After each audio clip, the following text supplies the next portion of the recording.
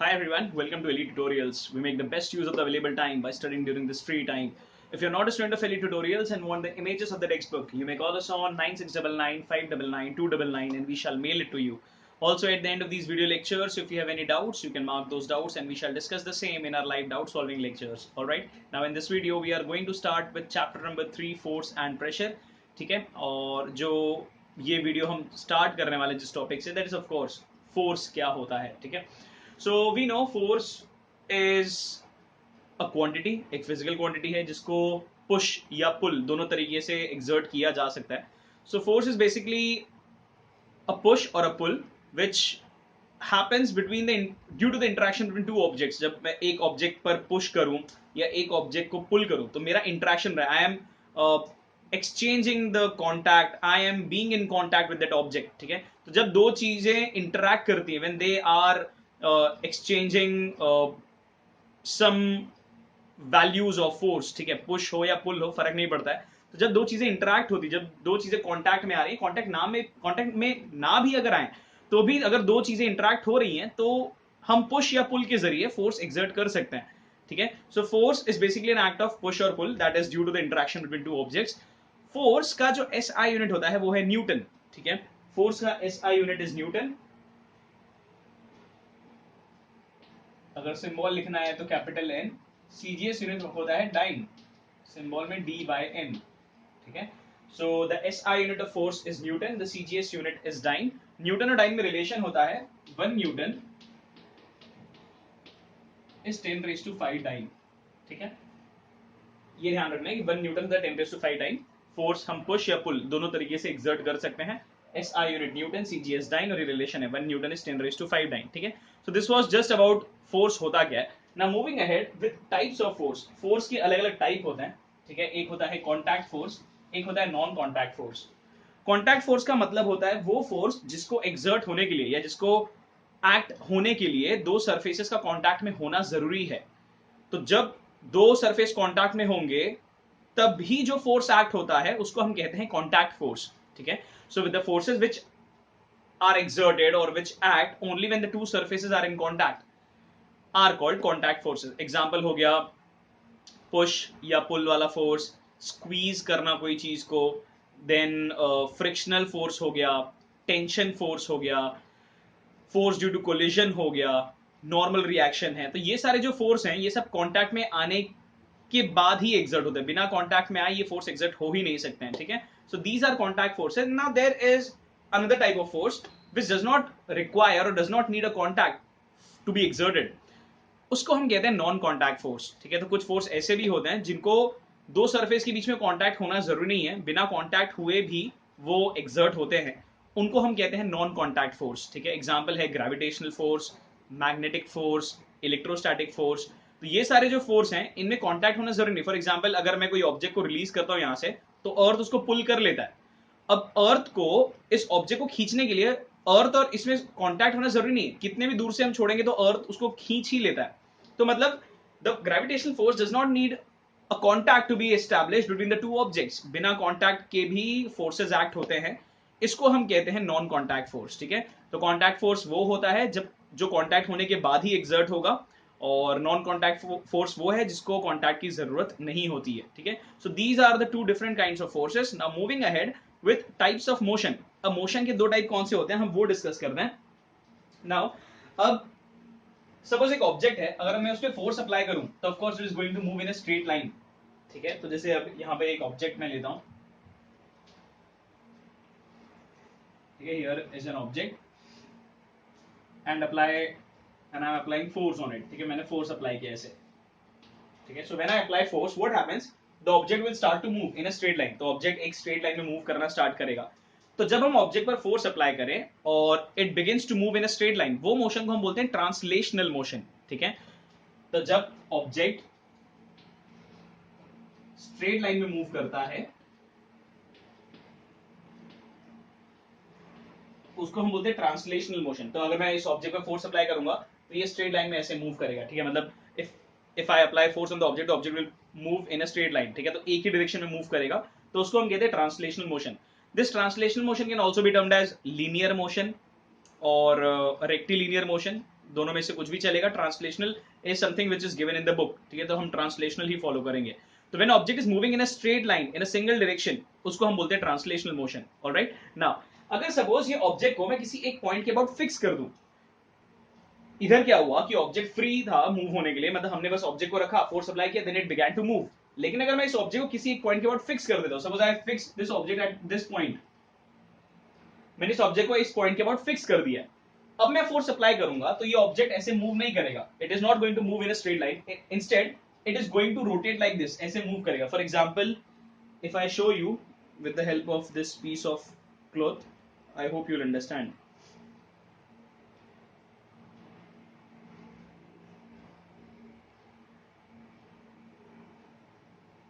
ठीक है, तो सपोज ये वो ऑब्जेक्ट है, एक पहले मैंने जब फोर्स अप्लाई किया तो ये पहले ऐसे मूव कर रहा है, ठीक है, तो it was moving in a straight line. Now if I fix this object here, अगर मैंने इसको यहाँ पे फिक्स कर दिया इस पॉइंट के अबाउट, ठीक है, मैं इस पॉइंट के अबाउट फिक्स कर दूं और मैं अब फोर्स अप्लाई करूं तो ये रोटेट होगा ऐसे, ठीक है, as you can see. Initially it was free to move, तो मैंने फोर्स अप्लाई किया, then it began to move like this. लेकिन अगर मैं इसको एक पॉइंट के अबाउट यहाँ पर फिक्स कर दूं और फिर मैं फोर्स अप्लाई करूं तो ये ऐसे रोटेट होगा, ठीक है. तो वो मोशन जब एक ऑब्जेक्ट को हम किसी पॉइंट के अबाउट फिक्स कर दें and then when we apply force, the object begins to rotate. It does not move in a straight line, so it is not performing translational motion, instead it is rotating, and hence that motion is called rotational motion. So when an object is fixed about a certain point and when force is applied on it, it rotates or it turns about that point or that axis, ठीक है. और इस motion को हम बोलते हैं rotational motion, क्योंकि object rotate हो रहा है. पहले वाले केस में it was not rotating, it was travelling in a straight line, but here it is rotating, hence this motion is called rotational motion. अब यहां पर जब मैंने फोर्स अप्लाई किया था इनिशियली पहले वाले केस में, when I'm talking about translational motion, so when I applied force, what was happening, it was traveling in straight line, तो सीधा लाइन में ट्रैवल कर रहा था. लेकिन अब तो वो रोटेट कर रहा है, मतलब मेरे फोर्स का अब मुझे टर्निंग इफेक्ट देखने मिल रहा है. जब वो सीधा मूव कर रहा था देयर वाज नथिंग न्यू, लेकिन जब मैंने इसको एक पॉइंट के अबाउट फिक्स कर दिया and then when I applied force, तो मुझे मेरे फोर्स का टर्निंग इफेक्ट, मतलब मेरे फोर्स की वजह से कोई चीज टर्न हो रही है, तो वो टर्निंग इफेक्ट देखने मिला. तो ये टर्निंग इफेक्ट जो फोर्स का होता है वो होता है because of a quantity called moment of force, ठीक है. तो जब हम फोर्स अप्लाई करें and the things start to rotate, when they begin to rotate or begin to move about a certain axis, किसी एक्सिस के अबाउट वो गोल गोल घूमने लगे, तब जो क्वांटिटी होती है उसको हम बोलते हैं मोमेंट ऑफ फोर्स, ठीक है. अब मोमेंट ऑफ फोर्स क्या होता है वो हम डिस्कस करते हैं. तो अभी फिलहाल इतना याद रखना है कि एक ऑब्जेक्ट को अगर रोटेट होना है तो वो किसी पॉइंट के अबाउट फिक्स होना चाहिए. अगर वो फिक्स नहीं होगा तो वो रोटेट भी नहीं हो पाएगा, ठीक है. तो हमको ये चीज का ध्यान रखना है that object should be fixed about a certain point.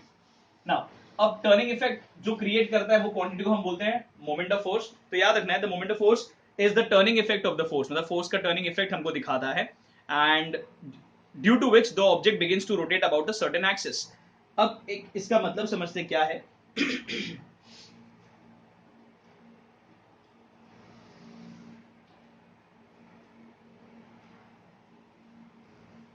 Suppose I have a rod here, ठीक है, और इस रॉड को मैंने सपोज यहां पर फिक्स कर दिया इस पॉइंट के अबाउट, ठीक है. So the rod is fixed about this point, suppose this is point O, ठीक है, तो पॉइंट ओ के अबाउट फिक्स कर दिया है. Now this fix point may be called as pivot या फल्क्रम. इस फिक्स पॉइंट को पाइवॉट या पिवट बोल सकते हैं, फल्क्रम बोल सकते हैं, या एक्सिस ऑफ रोटेशन, एकदम सिंपल टर्म्स में एक्सिस ऑफ रोटेशन भी बोल सकते हैं, बिकॉज अब ये जो पूरा रॉड है वो इसके अबाउट ही ऐसे रोटेट होगा, इस पॉइंट के अबाउट ही ऊपर नीचे होने वाला है. So this point is the axis of rotation, और you may call it pivot, you may call it fulcrum, चलेगा, ठीक है.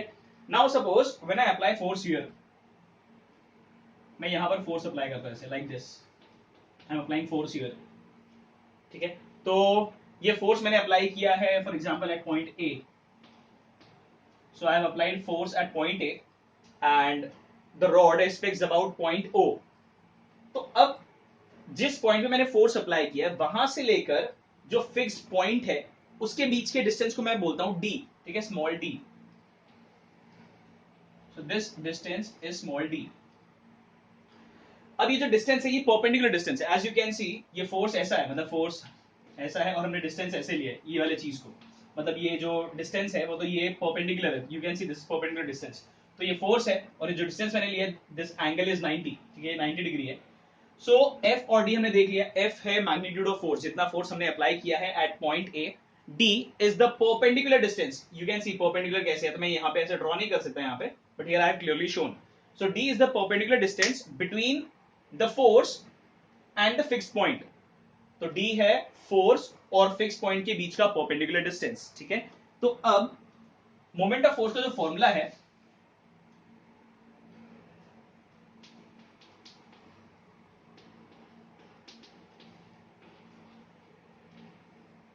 होता है F इंटू डी, ठीक है। मोमेंट ऑफ फोर्स का formula F into D. F is the magnitude of force, मतलब फोर्स का जो हमने वैल्यू अप्लाई किया है वो। D is the perpendicular distance between the force and the fixed point, ठीक है।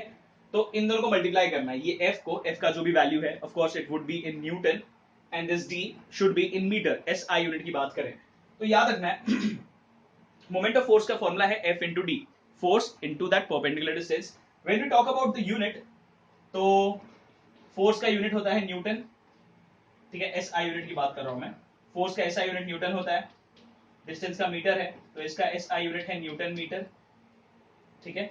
When we talk about CGS unit, फोर्स का CGS यूनिट होता है डाइन, ठीक है, symbol is D/N।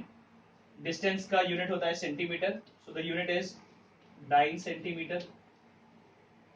Now if you want to establish a relation between newton metre and dyne centimetre, so I can write 1 newton metre, जिसे हमने पढ़ा था 1 न्यूटन होता है। अच्छा, आई can write 1 newton metre as 1 newton into 1 metre, ठीक है। तो मैंने 1 न्यूटन मीटर को, तो 1 into 1 is 1 and newton into metre is newton metre, तो मैंने खाली बस स्प्लिट किया है। We know 1 newton is 10⁵ dyne and 1 metre होता है 100 सेंटीमीटर, ठीक है। तो 1 न्यूटन इक्वल टू 10⁵ डाइन, ये हमने स्टार्टिंग में ही डिस्कस किया। एंड 1 मीटर होता है 100 सेंटीमीटर, 100 मतलब 10⁵2, ठीक है। तो 10 इंटू 10 लिखते हैं ना, 100 मतलब 10 इंटू 10, तो 10 इंटू 10, तो 2 बार 10 आया तो 10⁵2।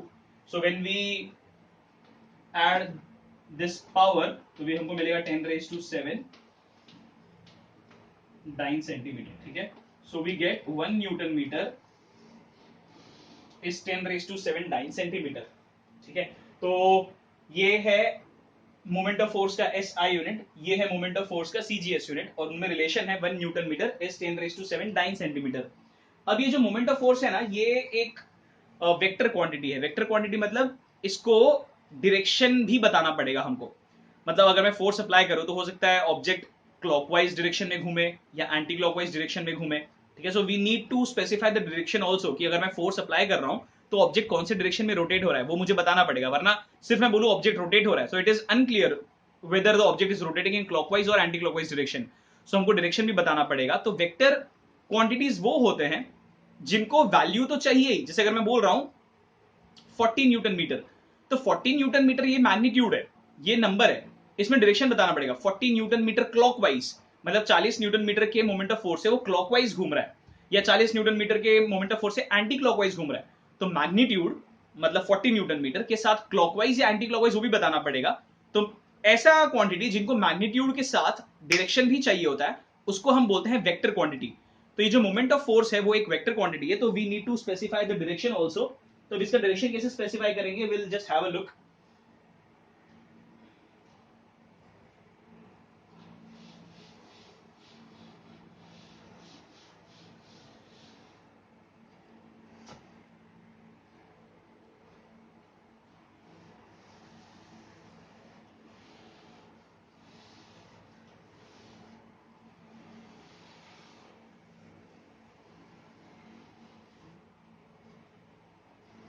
ठीक है, अगर सपोज एक ऑब्जेक्ट है मेरे पास,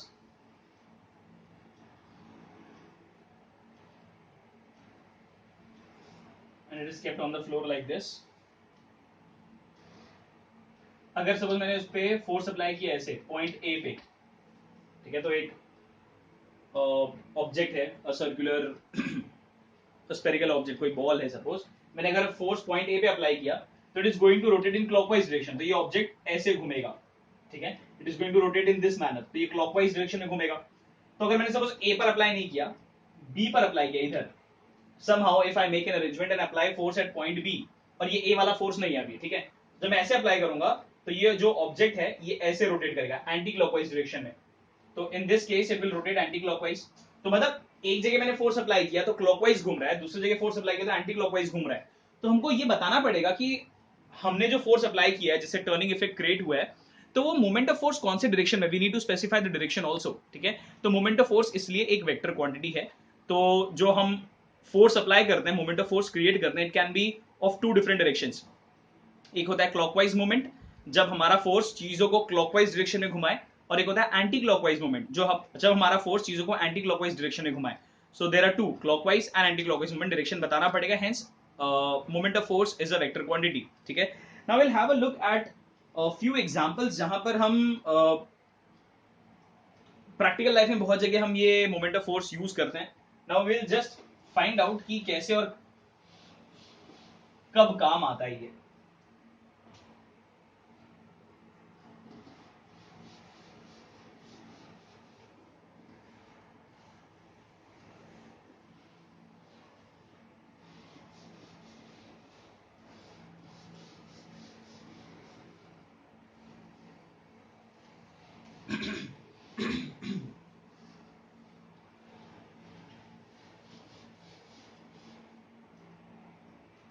ठीक है, नाउ अभी हमने डिस्कस किया था कि मोमेंट ऑफ फोर्स का फॉर्मूला होता है F इंटू डी।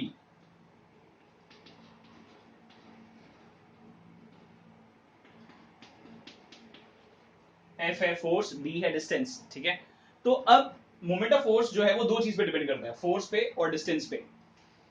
फोर्स बढ़ाएंगे तो भी मोमेंट ऑफ फोर्स बढ़ेगा, डिस्टेंस बढ़ाएंगे तो भी मोमेंट ऑफ फोर्स बढ़ेगा। तो मतलब सिंस F का वैल्यू ज्यादा है तो भी मोमेंट ऑफ फोर्स ज्यादा आएगा, D का वैल्यू ज्यादा है तो भी मोमेंट ऑफ फोर्स ज्यादा आएगा।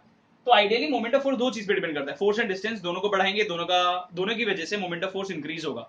लेकिन आइडियली वी वुड वांट कि हमको कम फोर्स अप्लाई करना पड़े, ठीक है। हम अगर चाहते हैं कि कोई चीज को हम टर्न करवाएं या रोटेट करवाएं, तो आई वुड वांट कि मुझे कम फोर्स अप्लाई करना पड़े और चीजें आसानी से रोटेट हो, ठीक है। तो वो तभी पॉसिबल होगा जब हम डिस्टेंस को बहुत ज्यादा रखते हैं। जैसे एग्जांपल लेते हैं, देखा होगा जो डोर का हैंडल होता है, वो डोर का हैंडल, अब ये डोर जो है उसका, suppose this is the door, ठीक है, ये डोर है, और ये जो रिस्ट है मेरा, this is acting as the hinge. देखा जाएगा डोर हिंज होता है ऐसे,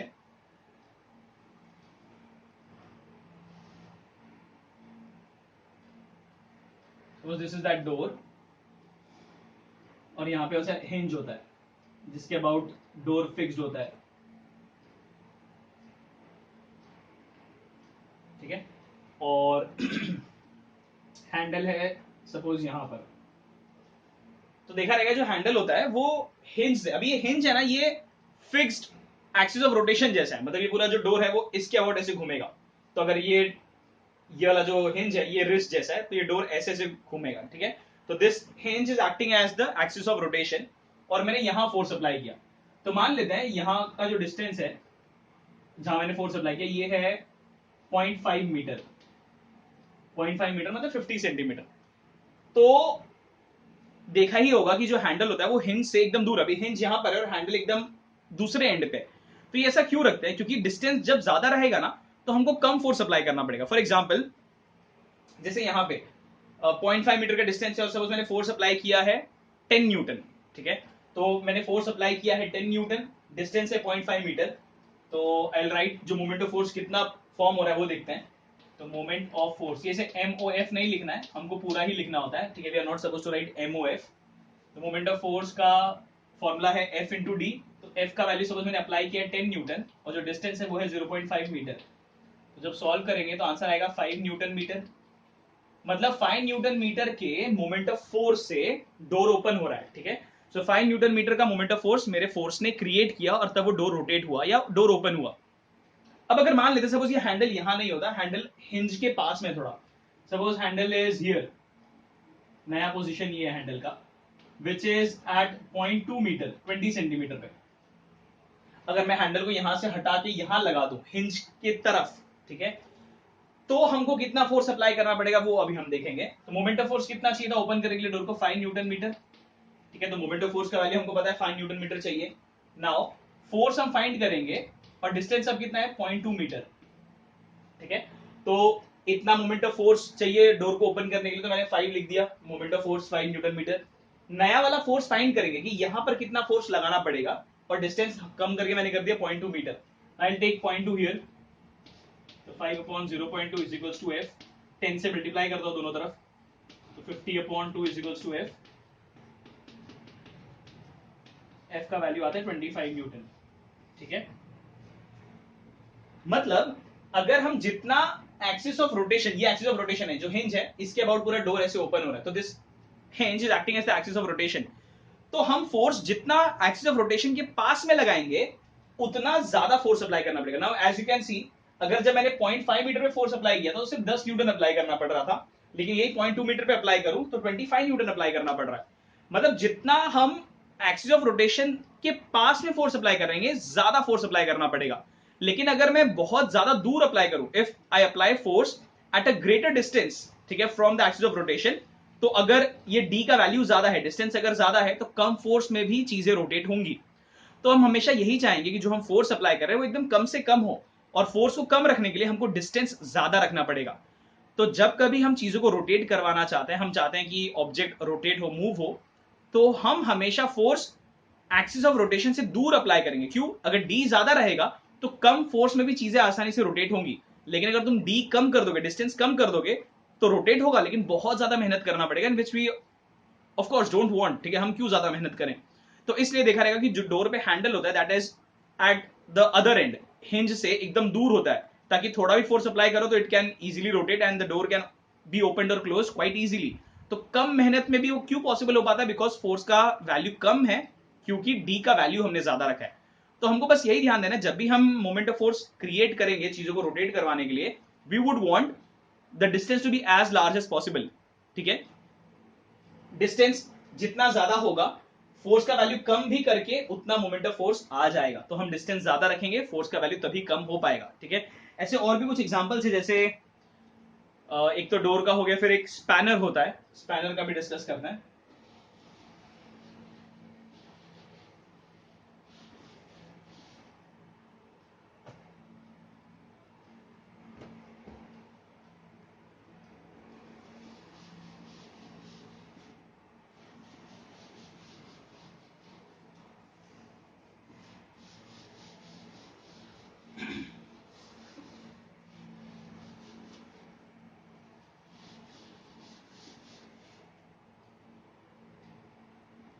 ये देखा रहेगा, स्पैनर ऐसा होता है कुछ, नट को टाइट या लूज करने के लिए यूज करते हैं। ये एक नट है,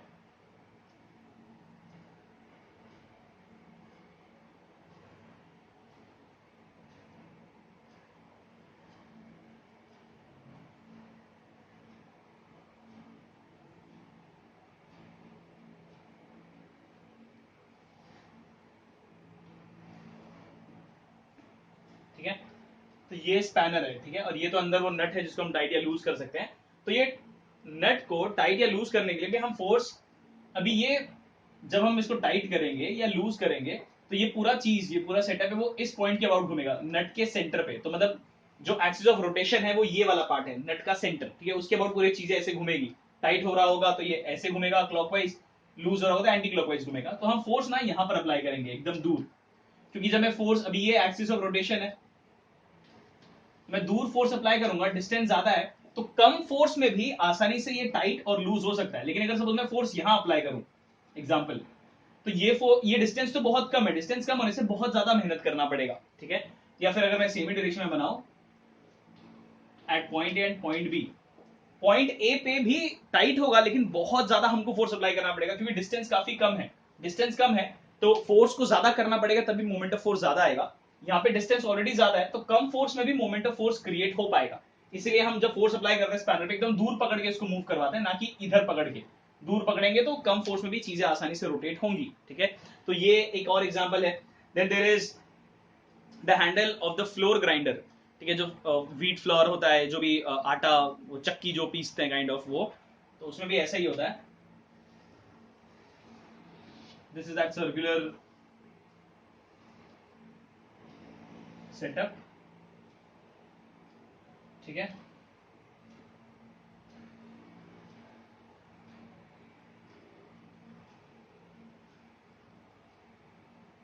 और इसमें जो हैंडल होता है वो ये पूरा चीज ना इसके अबाउट घूमने वाला है, ये पॉइंट है, ये एक्सिस ऑफ रोटेशन है, मतलब ये पूरा चीज ऐसे ऐसे घूमता है इसके अबाउट। तो हैंडल ना यहाँ पे ऐसे दिया होता है, तो ये हैंडल को पकड़ के ऐसे ऐसे घुमाना होता है। जैसे जो घुमाओगे तो जो ग्रेन्स है वो ग्राइंड होते रहते हैं। तो ये हैंडल एकदम दूर इसलिए दिया है ताकि एक्सिस ऑफ रोटेशन से डिस्टेंस एकदम ज्यादा है, डिस्टेंस ज्यादा है तो कम फोर्स अप्लाई करके भी हम चीजों को घुमा सकते हैं। लेकिन अगर सपोज ये हैंडल पास में होता, सपोज हैंडल यहाँ पे दिया होता है ऐसे, तो ये डिस्टेंस काफी कम है, और डिस्टेंस कम है तो फिर घुमाने के लिए ना बहुत ज्यादा फोर्स अप्लाई करना पड़ेगा। लेकिन अगर डिस्टेंस ज्यादा है तो कम फोर्स में भी वो आसानी से घूम सकता है। क्यों? बिकॉज डिस्टेंस ज्यादा होने की वजह से हम फोर्स कम भी अप्लाई करेंगे तो भी उतना मोमेंट ऑफ फोर्स क्रिएट होगा। लेकिन अगर डिस्टेंस कम है तो हमको फोर्स ज्यादा अप्लाई करना पड़ेगा, which we of course don't want. ठीक है, तो ये एक एग्जांपल है। Same is the case with जो स्टीयरिंग होता है, जैसे ट्रक का या फिर बस का, तो स्टीयरिंग भी जो होता है वो उसको एकदम एंड पे होल्ड करके ऐसे घुमाते हैं। ठीक है, बस और ट्रक का तो स्टीयरिंग काफी टाइट भी होता है, तो they hold it at the end और फिर उसको पकड़ के ऐसे घुमाते हैं। ठीक है, एकदम दूर क्यों पकड़? अब ये स्टीयरिंग का भी पूरा जो एक्सिस ऑफ रोटेशन वो बीच में, तो जो स्टीयरिंग का होता है उसका भी एक रॉड होता है जो अंदर व्हीकल में कनेक्टेड होता है, तो इसको भी एकदम एंड में पकड़ के ऐसे से घुमाते हैं, ना कि बीच में पकड़ के ऐसे से घुमाते हैं। ये इतना बड़ा स्टीयरिंग है और मैं ऐसे बीच में पकड़ के घुमा रहा हूँ, ऐसा नहीं होता है। हम स्टीयरिंग को एकदम एंड में होल्ड करके घुमाते हैं। क्यों? बिकॉज एंड में होल्ड किया तो डिस्टेंस काफी ज्यादा है, जो एक्सिस ऑफ रोटेशन है, सपोज ये स्टीयरिंग है, ठीक है, तो हम इसको यहां होल्ड करके ऐसे घुमाते हैं। क्यों? एक्सिस ऑफ रोटेशन यहां पर है पॉइंट ओ पे, तो ये पूरा स्टीयरिंग ऐसे से घूम रहा है पॉइंट ओ के अबाउट।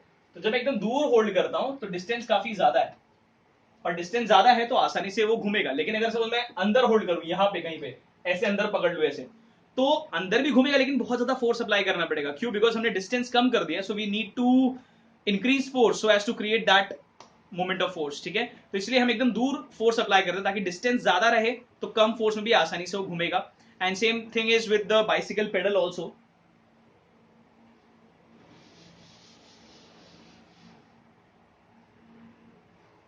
बाइसिकल का पेडल अगर सपोज ये ऐसा चेन होता है,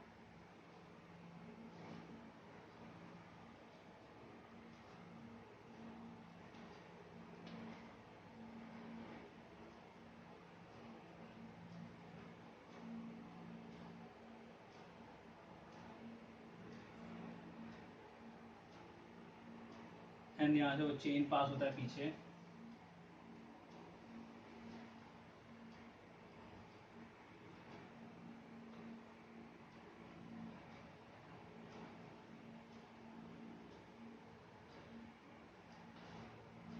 ठीक है, और यहाँ पर भी जो पेडल होता है, यू मस्ट हैव सीन,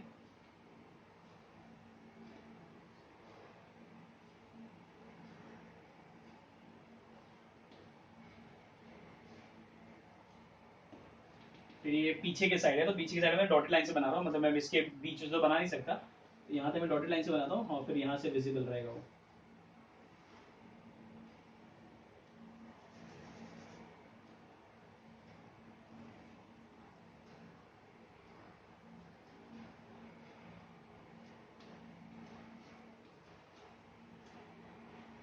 ठीक है, तो जो बाइसिकल का पेडल भी होता है तो ये जब हम पेडल करते हैं तो एक्सिस ऑफ रोटेशन ये पॉइंट जब हम पेडल कर रहे हैं ऐसे ऐसे, तो ये पूरा जो व्हील है, ये जो जिगजैग वाला जिसमें स्पाइक्स हैं, टूथ होता है, तो ये पूरा चीज इसके अबाउट घूमेगा, तो ये एक्सिस ऑफ रोटेशन है। तो ये डिस्टेंस काफी ज्यादा है, ये एक्सिस ऑफ रोटेशन से डिस्टेंस काफी ज्यादा है, तो हम पेडल पे थोड़ा भी फोर्स अप्लाई करते हैं तो डिस्टेंस ज्यादा होने की वजह से, पेडल ऊपर भी इतना है, ऐसे नीचे भी इतना है, ठीक है, तो दोनों जगह ऊपर नीचे है, तो डिस्टेंस ज्यादा होने की वजह से थोड़ा भी फोर्स हम अप्लाई करते हैं तो उतना मोमेंट ऑफ फोर्स क्रिएट होता है। लेकिन अगर सपोज पेडल छोटा होता है ऐसे पेडल यहां पर होता और यहां पर होता ऐसे, मतलब इतने इतने दूर पे बस, मतलब जो नॉर्मली पेडल ऐसे ऐसे कर रहे हैं, जो लंबा लंबा ये इतना डिस्टेंस था, तो डिस्टेंस ज्यादा होने की वजह से कम फोर्स में भी पेडल घूम रहा था। लेकिन अगर डिस्टेंस कम कर दिया और पेडल ऐसा ऐसा एकदम हो जाए एकदम पास में, तो डिस्टेंस बहुत कम हो गया एक्सिस ऑफ रोटेशन से, तो बहुत ज्यादा फोर्स अप्लाई करना पड़ेगा उसको रोटेट करवाने के लिए। तभी भी रोटेट होगा लेकिन बहुत ज्यादा मेहनत करेंगे जो कि हमको नहीं चाहिए। ठीक है, तो डिस्टेंस कम होता है तो फोर्स को ज्यादा करना पड़ेगा, तब हम बाइसिकल को पेडल कर पाएंगे, तब वो चलेगा। लेकिन अगर डिस्टेंस को ज्यादा कर दें तो कम फोर्स में भी वो आसानी से रोटेट हो सकता है। And that is what we want, we need to apply, या we want to apply the force as low as possible, कम से कम फोर्स अप्लाई करना पड़े ताकि चीजें आसानी से रोटेट हो। तो ये सारे कुछ एग्जांपल्स है जिसमें हम मोमेंट ऑफ फोर्स यूज करते हैं, और बस हमेशा यही ध्यान में रखना है कि हम फोर्स हमेशा एक्सिस ऑफ रोटेशन से या फिक्स पॉइंट से एकदम दूर अप्लाई करेंगे। क्यों? जितना दूर अप्लाई करोगे डी का वैल्यू उतना ज्यादा है, और डी का वैल्यू जितना ज्यादा रहेगा फोर्स का वैल्यू उतना कम हो सकता है। तो जितना दूर अप्लाई करो उतना बेटर है, क्योंकि उतना कम मेहनत करना पड़ेगा, ठीक है। सो बस यही ध्यान में रखना है। और मोमेंट ऑफ फोर्स का फॉर्मूला है F into D. This is what you need to keep in mind, ठीक है। सो हमने इस वीडियो में ऑफ कोर्स पढ़ा फोर्स क्या होता है, पुश या pull, SI unit newton, CGS dyne, 1 newton is 10⁵ dyne. फिर हमने देखा types of force, in fact types of force में हमने अलग अलग चीज पढ़ा, दैट इज contact force, non contact force. Contact force वो है जिसमें फोर्स एक्सर्ट तभी होता है जब दो सरफेस कॉन्टैक्ट में है। नॉन कॉन्टैक्ट फोर्स होता है जिसमें बिना कॉन्टैक्ट के भी फोर्स एक्सर्ट हो सकता है। Then we saw types of motion, जिसमें ट्रांसलेशनल मोशन और रोटेशनल मोशन। ट्रांसलेशनल मोशन मतलब स्ट्रेट लाइन में ट्रैवल करना, रोटेशनल मोशन मतलब रोटेट होना। रोटेट कब होता है, जब वो ऑब्जेक्ट को किसी पॉइंट के अबाउट फिक्स किया गया हो, और जब फोर्स अप्लाई करके हम चीजों को रोटेट करवाते हैं, we get to see the turning effect of force, and that quantity which describes the turning effect is called moment of force. Formula है force into the perpendicular distance between the point where the force is applied and the fixed point or the axis of rotation। और magnitude जो unit है वो है newton metre, CGS है dyne centimetre. Newton metre और dyne centimetre में relation है, 1 newton metre is 10⁷ dyne centimetre. और मैग्नेटिक, इनफैक्ट मैग्नेटिक बोलता moment of force vector quantity है, क्लॉकवाइज एंटी क्लॉकवाइज स्पेसिफाई करना पड़ेगा। तो वो क्वांटिटी जिनको मैग्नीट्यूड के साथ डायरेक्शन भी चाहिए उनको हम बोलते हैं वेक्टर क्वांटिटी, ठीक है। And then we saw the different application, spanner हो गया, डोर है, बाइसिकल पेडल है, फ्लोर ग्राइंडर का हैंडल है, या फिर स्टीयरिंग व्हील है। तो ये सब में कहाँ कैसे हम फोर्स अप्लाई करते हैं, डिस्टेंस हम ज्यादा रखते हैं ताकि फोर्स का वैल्यू कम रहे, ठीक है। So if you have not understood anything you may watch the video again. और कुछ फिर भी नहीं समझ में आता है तो मार्क करो डाउट, वो हम लाइव डाउट सॉल्विंग लेक्चर में सॉल्व करेंगे। And do read the text book, पहला पेज हमने पढ़ा है और दूसरे पेज के थोड़ा सा टॉपिक। सो तुमको क्लॉकवाइज एंटी क्लॉकवाइज मूवमेंट तक पढ़ के रखना, जो भी डाउट होगा लाइव डाउट सॉल्विंग लेक्चर में हम सॉल्व करेंगे, ठीक है। So in the next video will continue with the chapter. So that's it, thank you and bye bye.